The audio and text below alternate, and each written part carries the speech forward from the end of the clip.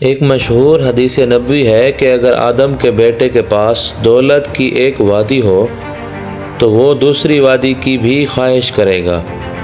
اور اگر اسے دوسری وادی بھی مل جائے تو تب وہ تیسری وادی بھی چاہے گا، جبکہ اس کا پیٹ صرف قبر کی مٹی ہی بھر سکتی ہے۔ اس حدیث کے متعلق ایک بات بڑی اہم ہے، وہ یہ ہے کہ اس حدیث پر ابن عباس اور زہیر بن حرب دونوں نے ایک بات کہی تھی کہ ہمیں ڈاؤٹ ہے کہ کہیں یہ قرآن کی آیت ہی تو نہیں۔ انہوں نے ایسا کیوں کہا؟ کیونکہ بظاہر تو یہ حدیث انسانی فطرت کے متعلق لگتی ہے، اور انسانی فطرت کے متعلق تو بہت ساری احادیث موجود ہیں، تو پھر صحابہ کرام نے کیوں شک کیا کہ کہیں یہ قرآن کی آیت تو نہیں تھی؟ آج سے کوئی 200 سال پہلے کی بات ہے کہ امریکن ریاستوں جارجیا، کیرولینا اور میسیسپی وغیرہ میں مقامی لوگوں کے 5 قبائل رہا کرتے تھے، جن کے لیے آپ نے ایک مختلف نام سن رکھا ہوگا، دی ریڈ انڈائز۔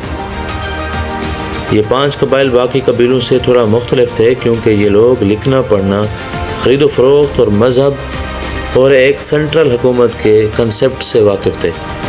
اس لیے یورپ سے جہازوں میں بھر بھر کر آنے والے آباد کاروں نے انہیں ایک نام دیا تھا، 5 مہذب قبائل۔ یہ 5 قبائل مچھلیاں پکڑتے، شکار کرتے، سکون کے ساتھ اپنی زندگی گزار رہے تھے کہ اچانک 1830 عیسوی میں امریکن صدر اینڈریو جیکسن نے ایک قانون پاس کیا اور ان لوگوں کو حکم دیا کہ نکل جاؤ اور جارجیا اور کیرولینیا سے، اور جا کر اوکلاہوما کی ریاست میں آباد ہو جاؤ۔ اب یہاں تک یہ واقعہ کوئی اتنا اہم نہیں لگتا، لیکن اس کے بعد امریکن حکومت نے ان لوگوں سے ایک معاہدہ سائن کروایا، دی ٹریٹی آف نیو ایخوتا، اور جب قبائلوں کی طرف سے آیا ہوا کلرک وہ معاہدہ سائن کر چکا تھا تو آپ کو پتہ ہے کہ اس وقت اس نے کیا کہا تھا؟ اس نے کہا تھا کہ میں نے قبائلوں کے ڈیتھ وارنٹس پر سائن کر دیے ہیں۔ اور اس طرح شروع ہوئی 1600 کلومیٹر پیدل مارچ، جس میں گھر بدر ان قبائلی لوگوں کو پیدل چل کر اوکلاہوما کی ریاست تک جانا تھا،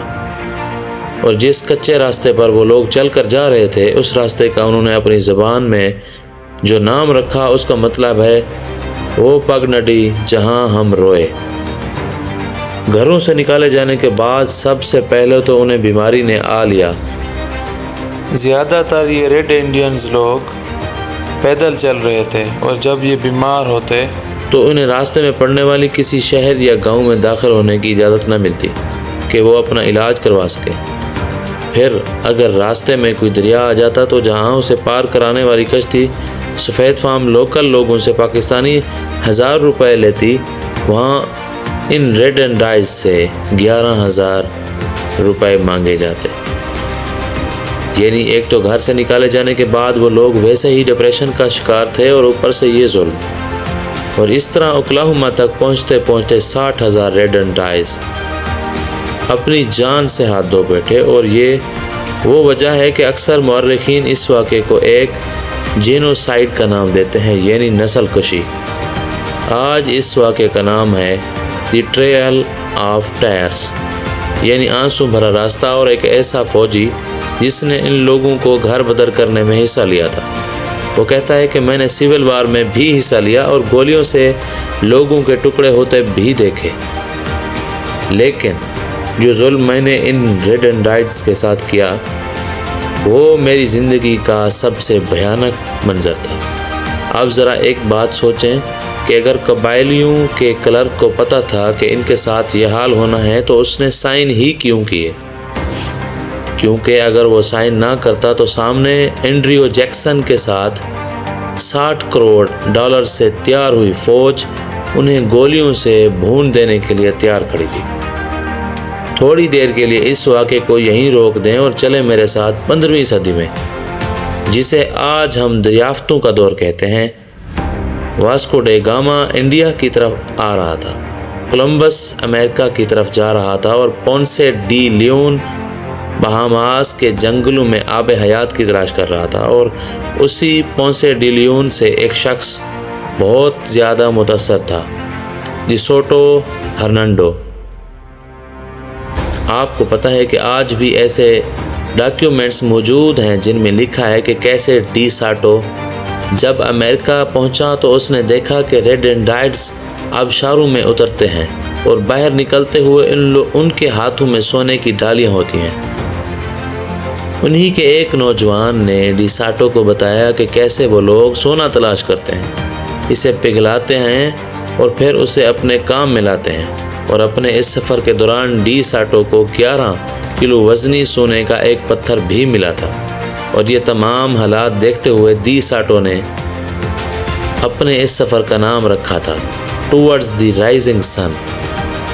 یعنی ابھرتے ہوئے سورج کی طرف سفر،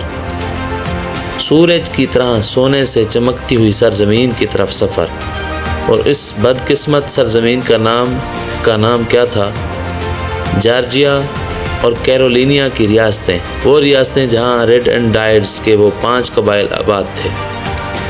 ڈی ساٹو کے یورپ کے لوگ آنکھوں میں سونے کا خواب سجائے بحری جہازوں میں بھر بھر کر امریکہ آنے لگے اور حکومت کو مجبور کرنے لگے کہ ان قبائلیوں کو جارجیا اور کیرولینیا سے باہر نکلوائے، اور تب اینڈریو جیکسن نے وہ قانون بنایا تھا جسے کہتے ہیں the Indian removal act of 1830۔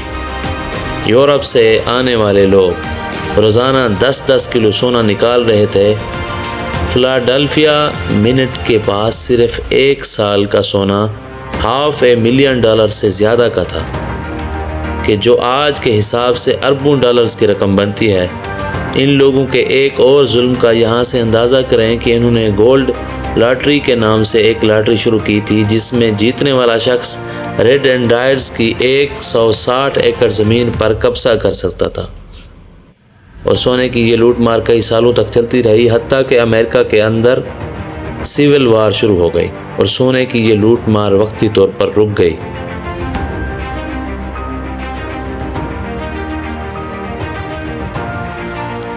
مگر ختم نہیں ہوئی۔ جارجیا کے سونے کو چٹ کرنے کے بعد اس آفریت کا رخ ہوا کیلیفورنیا کے۔ جارجیا کے سونے کو چٹ کرنے کے بعد اس آفریت کا رخ ہوا کیلیفورنیا کی طرف، جہاں پچھلے 11 سال سے ریڈ انڈائٹس کا ایک پرامن قبیلہ کماش امن کے ساتھ آباد تھا، اور وہ لوگ سپیوں کے خول سے مالائیں پرویا کرتے تھے۔ جب دنیا کو ایک مرتبہ پتہ چل گیا کہ کماچ کی سرزمین کیلیفورنیا میں بھی سونا موجود ہے، تو ایک بار پھر سے اخبارات میں اشتہارات چھپنا شروع ہوئے کہ آؤ اور کیلیفورنیا کا سونا نکالو، اور اس طرح کوئی 3 لاکھ لوگ سونا نکالنے کے لیے کماش کی سرزمین پر ٹوٹ پڑے، اور ریڈ انڈائٹس کا وہ قتل عام شروع ہوا کہ جس کی تاریخ میں کوئی مثال نہیں ملتی۔ اپنی ریسرچ کے دوران مجھے کچھ پرانے ڈاکیومنٹس بھی ملے جو میں نے اس آرٹیکل کی ویڈیو کے اندر آپ کے ساتھ شیئر بھی کیے ہیں، کہ سونا نکالنے کے لیے آنے والے لوگوں سے پہلے کماش کی آبادی 1.5 لاکھ سے اوپر تھی، جب سیٹلر کے آنے کے بعد ان کی آبادی صرف 16,000 رہ گئی، جو سیدھا نسل کشی کا ایک ثبوت ہے۔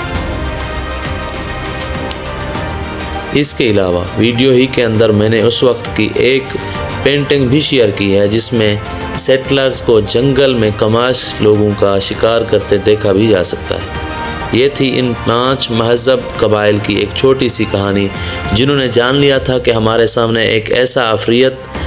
ہے کہ جس کی بھوک کبھی نہیں مٹ سکتی، وہ آفریت کہ جس نے سونے کی ایک پوری وادی کو چٹ کر لیا تھا،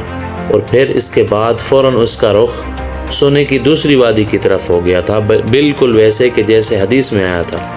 آدم کے بیٹے کے پاس اگر دولت کی ایک وادی ہو تو وہ دوسری کی بھی خواہش کرے گا۔ اس نہ ختم ہونے والی بھوک اور ریفلز کا مقابلہ نہتے ریڈ انڈائٹس بیچارے کیا کر سکتے تھے، لہٰذا انہوں نے اسی طرح سے بدلہ لیا کہ جس طرح سے وہ بدلہ لے سکتے تھے۔ ریڈ انڈائٹس کا ایک قبیلہ تھا انسرناٹ۔ یہ ان 5 مہذب قبائل سے نہیں بلکہ یہ ان وحشی قبائل میں سے تھا کہ جو گھنے جنگلوں اور اونچے پہاڑوں میں رہا کرتے تھے، اور جب یورپین شکاری ان جنگلوں میں شکار کرنے کے لیے جاتے تو یہ لوگ عجیب موسیقی اور پرندوں کی آوازیں نکال کر انہیں اپنی طرف متوجہ کرتے، انہیں راستے سے ہٹا لیتے، یہاں تک کہ شکاری گھنے جنگل میں گم ہو جاتا، اور پھر یہ لوگ شکاری کے سامنے آتے، اسے مدد کی پیشکش کرتے، اور اس پیشکش کو قبول کر لینا شکاری کی سب سے بڑی غلطی ہوتی۔ یہ لوگ اپنے پیچھے چلاتے، اسے مزید گھنے جنگل میں لے جاتے، اسے درختوں سے باندھ دیتے، اسے پتھر مارتے اور زخمی شکاری کو پھر ریچھ، بھیڑی اور جنگلی جانوروں کے کھانے کے لیے چھوڑ دیتے، اور یہ سب کس لیے؟ سونے کی 2 وادیوں کے لیے۔ لیکن میں آپ کو یہ سب باتیں کیوں بتا رہا ہوں؟ ایک مرتبہ آپ صلی اللہ علیہ وآلہ وسلم نے خواب دیکھا کہ بہت ساری سفید بکریاں بہت ساری کالی بھیڑوں میں آ کر مل گئی ہیں۔ جب صحابہ کرام نے اس خواب کی تعبیر پوچھی تو آپ نے فرمایا کہ تمہارے دین اور نسب میں اجمی لوگ بھی شامل ہو جائیں گے۔ اجمیوں میں سے کچھ لوگ تو ایسے ہوں گے کہ اگر ایمان ثریا ستارے پر معلق ہوا تو اسے وہاں سے بھی لے آئیں گے، اور کیا ہی خوش نصیب ہوں گے وہ لوگ۔ یہ وہ وجہ ہے کہ میں پوری دنیا سے یہ علم اکٹھا کر کے آپ کو دے رہا ہوں، کیونکہ یہ ہمارے ایمان کو مضبوط کرتا ہے۔ یہ ہمیں بتاتا ہے کہ ہمارے نبی پاک صلی اللہ علیہ وآلہ وسلم نے کس قدر سچی باتیں کہی ہیں۔ یہ ہمیں وہ اجمی بنا دیتا ہے کہ جن کے متعلق آپ نے کہا تھا کہ کیا ہی خوش نصیب ہوں گے وہ لوگ۔ اس کے علاوہ میرا ایک مقصد اور بھی ہے، اور میں چاہتا ہوں کہ آپ لوگ مین آف کلچر بنیں، مذاہب کے ساتھ ساتھ گلوبل ہسٹری کو بھی دنیا کے ساتھ ڈسکس کریں، تاکہ دنیا والوں کو انہی کی زبان میں بتا سکیں کہ ہمارا دین سچ ہے اور ہمارے رب نے ہمیں سب کچھ سکھا دیا ہے۔ لیکن ان گلوبل علوم پر ریسرچ کر کے آپ تک پہنچانے میں بہت محنت لگتی ہے، اور اس لیول کا ریسرچ ورک کرتے رہنے کے لیے مجھے آپ کی سپورٹ چاہیے ہوتی ہے، تاکہ ہمارا یہ علمی سفر کہیں پہلے کی طرح رک نہ جائے۔